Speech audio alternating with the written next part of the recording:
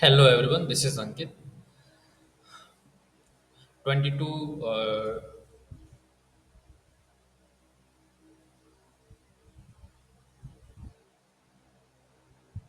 Hello everyone, this is Ankit. 22 सितंबर 2025 के लिए एनालिसिस रहेगा। ओके, फर्स्ट ऑफ ऑल हमें मार्केट क्या दिख रहा है। और डेली टाइम फ्रेम पे मैं सेंसेक्स के डेली टाइम फ्रेम पे हूँ, और डेली टाइम फ्रेम पे हमें क्या दिख रहा है कि market is super bullish with in A 3 days. Okay, 3 day 3 दिनों से मार्केट बुलिश बुलिश थे। बुलिश होने के बाद देख सकते हो 19 सितंबर को ये मार्केट पूरे दिन बियरिश रही। ओके, बियरिश रहने का कारण है यहाँ पर एक गैप। और यहाँ पर देख सकते हो बियरिश रहने का कारण यहाँ पर गैप था। ओके, जब भी गैप अप और गैप डाउन खुलती है मार्केट, तो प्रोबेबिलिटी इज वेरी हाई कि वो फिलअप करके अपसाइड की ओर मोमेंटम दे दी है। ओके, मैं इसे प्रीवियस एनालिसिस में भी एक्सप्लेन किया हूँ, तो उसे जाके चेकआउट कर सकते हो आप। ओके, यहाँ पर एक देख सकते हो गैप था। एवरी गैप सपोर्ट और रेजिस्टेंस और प्रीमियम और डिस्काउंट जोन का वर्क कराती है हमें। ओके, देख सकते हो यहाँ पर एक गैप था। गैप से ही रिजेक्शन आ रहा है। ओके, तो गैप रिवर्ट करता है। ओके, तो हमें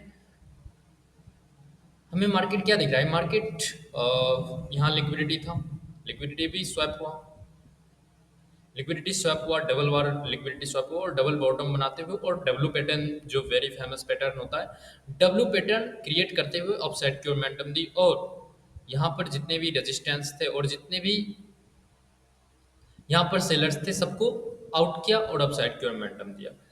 तो हम सब कल क्या कर देख सकते हैं, और कल कैसे, सॉरी परसों कैसे हम सब प्रेडिक्ट कर सकते हैं मार्केट कहाँ तक जाने वाली होती है। और देखो, हमें फर्स्ट ऑफ ऑल एनालिसिस करने से पहले हमें चार्ट को हमें 50% वेंटेज देना चाहिए। ओके, चार्ट को 50% वेंटेज देना चाहिए। उसके बाद डाटा पॉइंट ऑफ व्यू से भी हमें देखना चाहिए कि एफ ने क्या किया, उसके बाद डी ने क्या किया।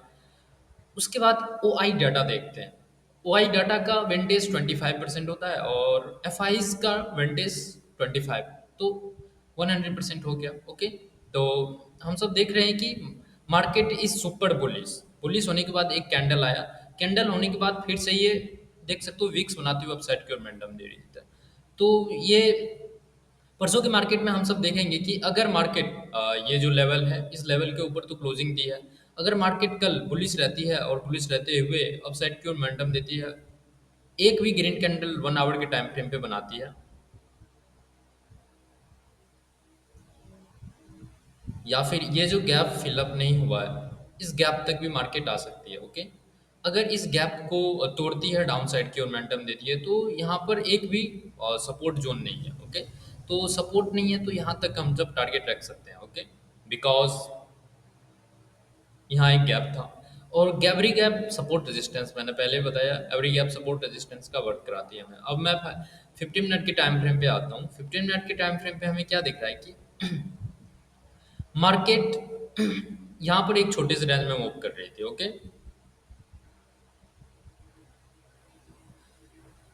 देख सकते हो यहाँ पर ये एक रेजिस्टेंस जोन से मल्टीपल मल्टीपल टाइम डाउन गया। ओके, यहाँ पर देख सकते हो फर्स्ट टाइम, सेकेंड टाइम भी डाउन गया, लेकिन सस्टेन नहीं हो पाया और अपसाइड का मोमेंटम दिया। और यहाँ पर भी डाउन गया, ब्रेक करते हुए डाउन गया। उसके बाद यहाँ पर भी डाउन गया, और डाउन होते से ही यहाँ पर एक सपोर्ट जोन भी था। ओके, माइनर सा सपोर्ट जोन, यहाँ से अप गया, फिर यहाँ से डाउन गया, फिर अप गया और ये डाउन गया।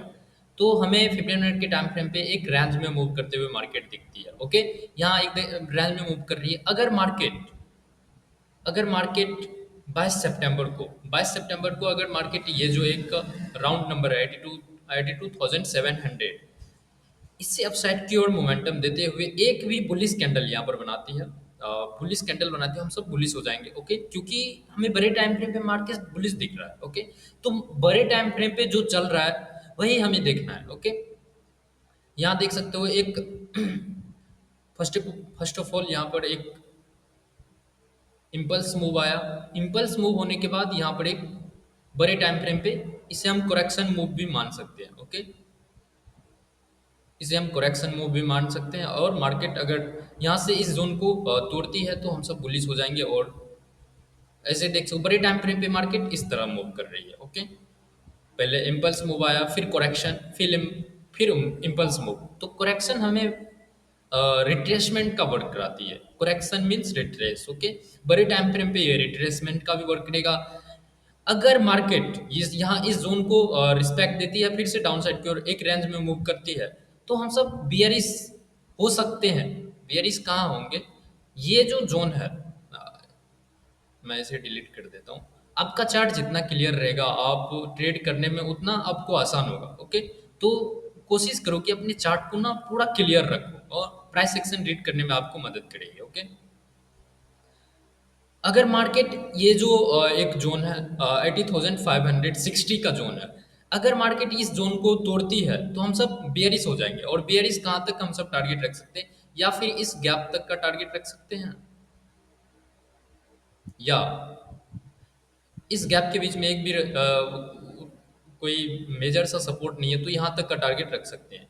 ओके, इस जोन को तोड़ती है तब थोड़ा सा स्कैल्प कर लेंगे। ओके, अगर मार्केट इस जोन को तोड़ती है, अप साइड की ओर मोमेंटम देते हुए इस जोन के अपर साइड में एक भी बुलिश कैंडल जितने भी, जैसे मॉर्निंग स्टार, बुलिश इंगल्फिंग, जो भी एटसेट्रा बुलिश कैंडल होता है, तो वो कैंडल बनाते हुए अपसाइड की ओर यहाँ पर एक भी क्लोजिंग देती है, हम सब बुलिश का ट्रेड लेंगे और यहाँ तक का टारगेट रख सकते हैं।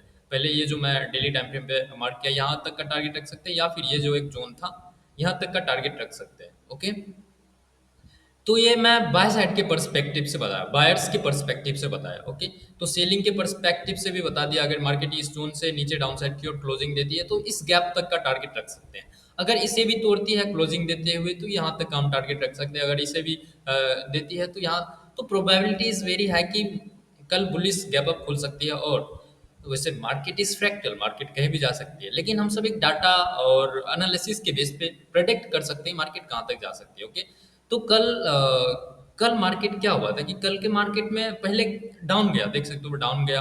डाउन जाने के बाद यहाँ पर एक फेयर वैल्यू गैप भी था, गैप, और यहाँ पर एक सपोर्ट था। सपोर्ट फर्स्ट टाइम अप गया, सेकेंड टाइम अप गया, थर्ड टाइम अप गया।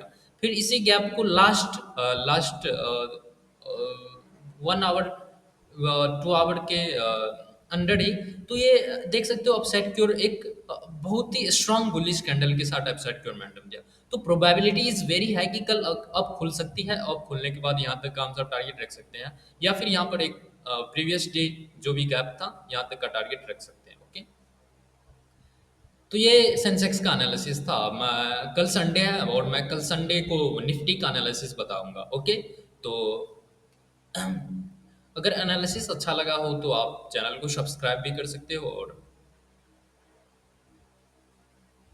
मैं रोज 8 PM पे अपना एनालिसिस वीडियो अपलोड करता हूँ, तो आप जा वहाँ पर एनालिसिस चेक कर सकते हो। ओके, और मैं कल कल के वीडियो में मैं कुछ कुछ स्पेशल आप लोगों को बताऊंगा, जो कि संडे है तो संडे को कुछ स्पेशल बताऊंगा, और सम स्टॉक्स भी आपको दूंगा कि हम सब उसमें कैसे ट्रेड ट्रेड कर सकते हैं, और स्टॉक्स में ट्रेड कैसे करना चाहिए इसके बारे में मैं थोड़ा बहुत बताऊंगा। ओके, तो वीडियो अच्छा लगा हो तो चैनल को सब्सक्राइब भी कर सकते हो। Have a good trade. Okay.